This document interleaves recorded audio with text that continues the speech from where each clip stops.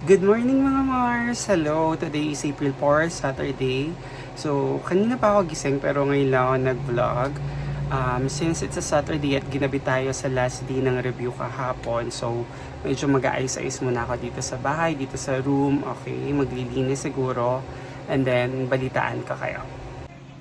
Mga Mars, titiklopin ko lang tong mga polo shirts ko. Tapos, ayan, balik tayo sa review pamaya-maya. Time check, it's 10:35 in the morning.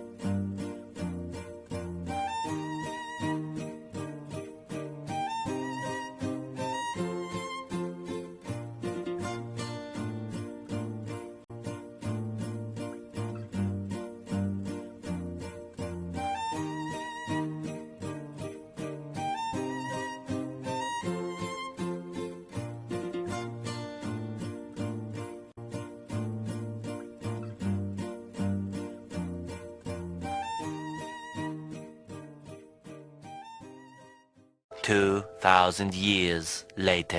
Hi mga Mars! So time check, it's 6:44 p.m. So namahinga ako, talagang napagod ako last week. So kanina ko naramdaman yung pagod, nakatulog ako. Tapos yan, I just woke up. Kakakain lang namin ni nanay ng dinner. Ayan, so dala-dala ko ulit itong laptop ni Mars. Magbabasa-basa tayo kasi bukas na ang aming first mock-up test. So, 8 a.m. tomorrow. So, hello sa mga co-examinees ko for the NQuest 2024. Actually, nalilito ko kung NQuest 2023 or 2024. Kasi yung last NQuest, it was 2021 pa if I'm not mistaken. So, basta yun na, NQuest 2023, 2024. Basta kami yun. Okay, so yun nga. So, kailangan pa maagang gumising. But then, tatry ko lang ding magbasa-basa pa para ma-refresh tayo. Although mock-up test lang naman yun, non-bearing naman siya. But then again, syempre self-fulfillment yung mock-up pa lang nakakasagot ka na.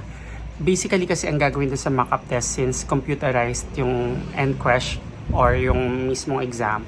So, tuturuan kami kung paano yung dapat gawin on the actual examination day, which will happen on May 26. Dalawa yung mock-up test. Meron pa ang isa sa May 19. So, yun. Mga Mars, basically, itutuloy ko lang tong binabasa ko kahapon about LAC session. Ayan, sa mga public school teachers at sa mga teacher dito sa channel, alam nyo kung ano yung LAC, okay? So, yan. Basically, ito yung binabasa natin. Nasa page 10 of 18 na ako. Kasi meron pa akong gustong tapusing iba pa doon, mga Mars. Gamit ko na nga, nabanggit ko na sa inyo, nagamit ko na tong laptop ni Mars. Ito kanyang Asus ZenBook. Kasi, yung laptop ko hindi nag-match doon sa specifications na kailangan for the, sa actual test itself.